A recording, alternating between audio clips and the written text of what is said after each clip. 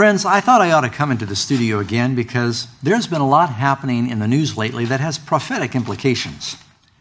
So what does the President of the United States, the leader of the Orthodox Church, the United Nations, the U.S. Congress, and presidents of Israel and Palestine all have in common? Well, in the last few months, they've all been visiting with Pope Francis, the leader of the Catholic Church. You know, friends, it seems like very few Christians today remember why Protestants protested. Let me explain. This has already been a very notable 2 years for the Catholic Church. Beginning with the surprising resignation of Pope Benedict XIII, the aged pontiff cited poor health as the reason, but many wondered if there might be more to the story. Then, on 3/13/13, as the world watched and wondered, white smoke issued from the Sistine Chapel chimney, and an Argentinian cardinal, Jorge Bergoglio, was introduced as the new pope. This was not only significant for the 1.2 billion Catholics worldwide, as he's the first pope from the Americas and the first to be named Francis, but it would be especially alarming to Protestants that this seemingly humble man is the first Jesuit elected as pope. I think this has profound implications. You know, Luther, Calvin, Zwingli, Knox, Jonathan Edwards, Matthew Henry, Adam Clark, just to name a few, all identified the Roman Catholic Church as the beast of Revelation 13 and the papacy as Antichrist. During the Reformation, thousands of Catholics returned to the Scriptures and discovered the truth about Jesus. Unfortunately today, most Protestants and evangelicals have historical amnesia, all forgetting what the significance is that separates them from Catholicism. Now, don't get me wrong. Pope Francis might be an absolutely wonderful individual. I'd like to meet him. I support his modest and conservative positions on several issues. Furthermore, I expect to meet millions of former Catholics and current Catholics in heaven. We're not talking about people's personal temperaments, but rather Catholicism's official view regarding Scripture. For example, have we overlooked the Pope's claim to be God on earth? Pope Leo XIII said, "We hold upon this earth the place of God Almighty." You know, that's very troubling.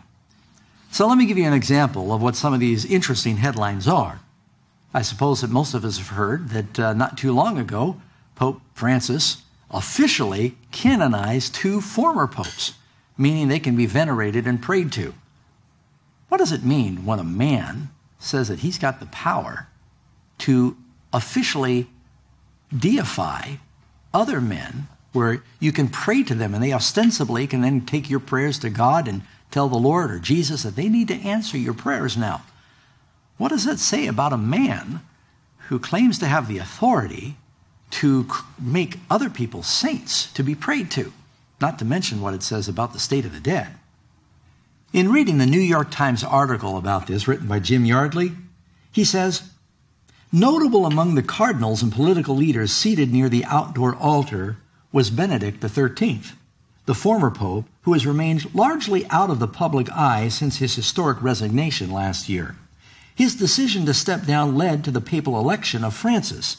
Francis gently embraced Benedict at this occasion where the other 2 popes were canonized, who is now simply known as Pope Demetrius.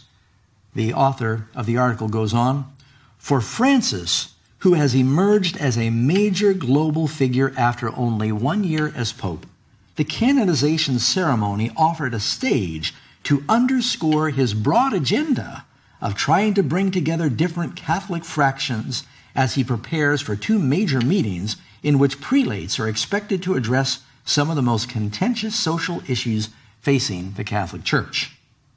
The 2 former popes are icons to different constituencies within the Church that by canonizing them together, Francis was making a political statement as well as a religious one.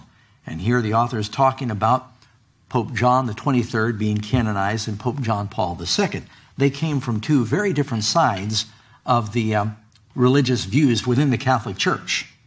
John the 23rd is a hero to many liberal Catholics for his Second Vatican Council of the early 1960s, which sought to open the Church to a more modern era. On the other hand, Pope John Paul II, he's a hero to many conservative Catholics because of his resistance to liberalizing elements of the Church. By pairing their canonization, Many analysts said Francis sought to de-emphasize their differences in the service of trying to reconcile divisions within the Catholic Church and find consensus as he prepares for the meetings known as synods, centered on the theme of family. It'll be interesting to see what comes out of these family synods. I expect they're going to talk about the importance of keeping Sunday holy. More than 5,000 priests and over 1,000 bishop leaders and other dignitaries from more than 90 countries joined the throng. The spectacle was beamed across the world. You know, another thought that popped into my mind in connection with the canonization of these former popes. They, Catholics, call the popes the Holy Father. And so when you've got two former popes that are canonized and they can be prayed to, doesn't that create confusion for Catholics when they pray, Our Father, which art in heaven? Which one are they talking to? Perhaps that's why Jesus said we shouldn't be calling any man father, a religious leader, because we have one Father in heaven, which is God. You know, the Bible tells us that we're not supposed to be praying to men. You can read, for instance, in 1 Timothy chapter 2, verse 5, there is only one God and one mediator between God and man, and that's Jesus Christ. And so the idea that we're praying to fallen or dead popes, that is unbiblical. This was also an interesting event because at this enormous mass where these popes were canonized, they actually had two living popes there canonizing two dead popes because Pope Benedict was present as well. Just a very interesting event. Then the other thing that happened is the Pope recently made a trip to the Middle East, and it seems like he's sort of inserted himself in the peace process.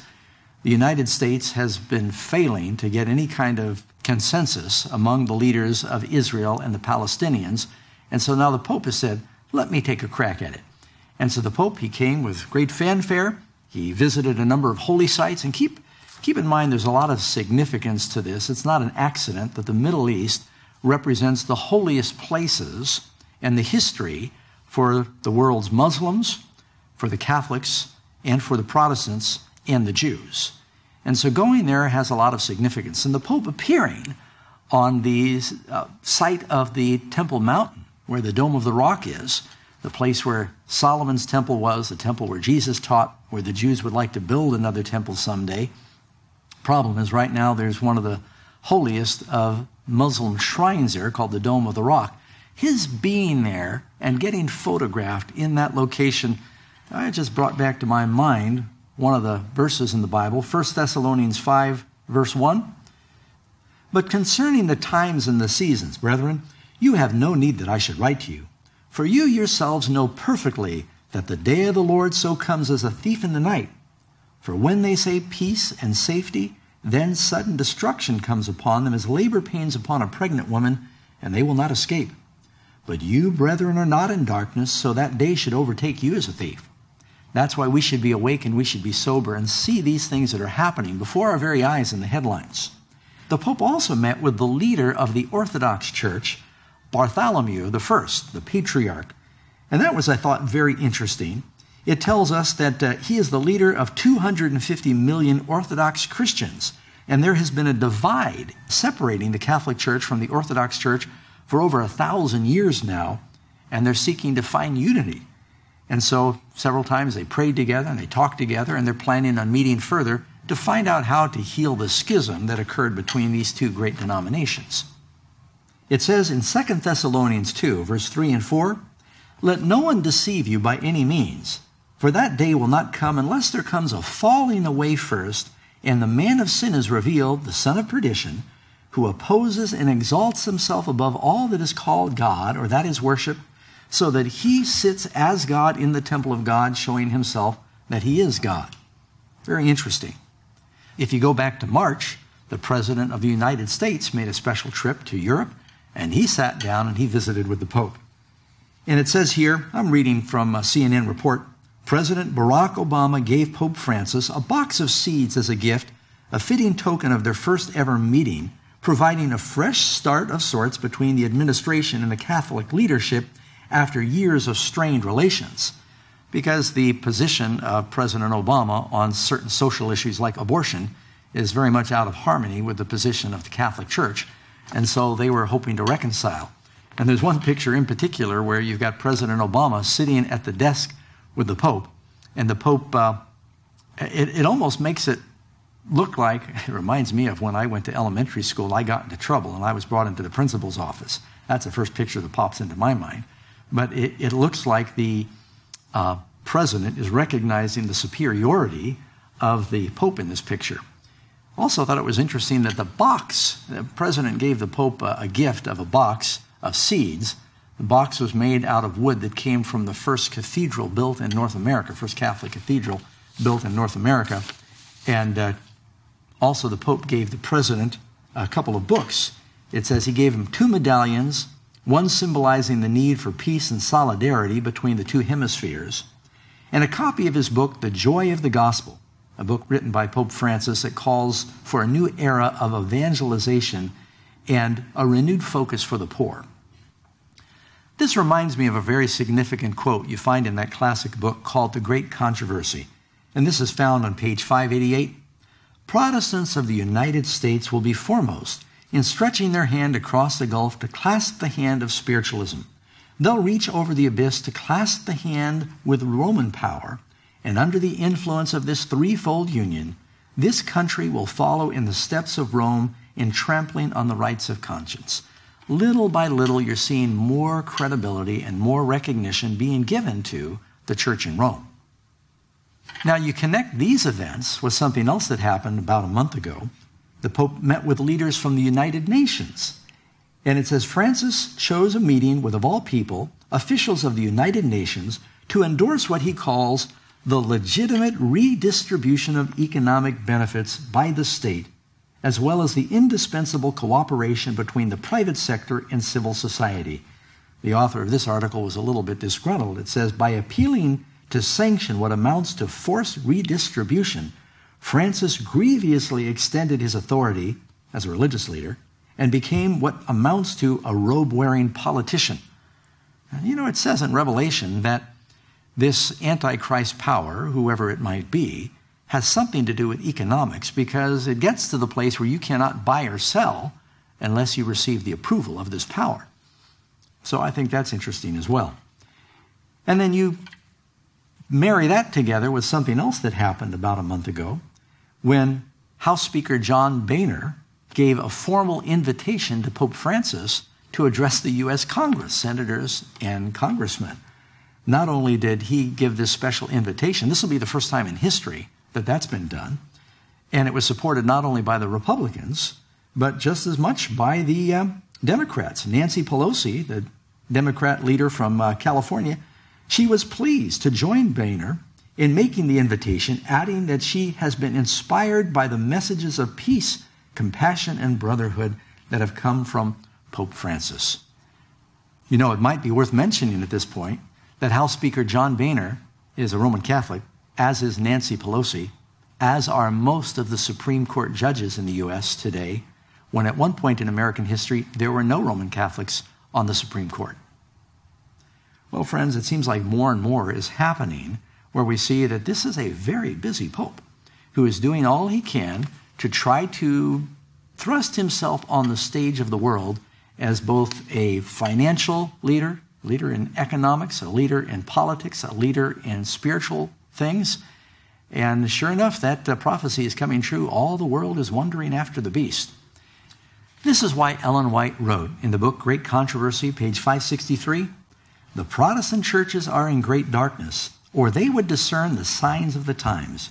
The Roman Church is employing every device to extend her influence and increase her power in preparation for a fierce and determined conflict to regain control of the world and to reestablish persecution and undo all that Protestantism has done.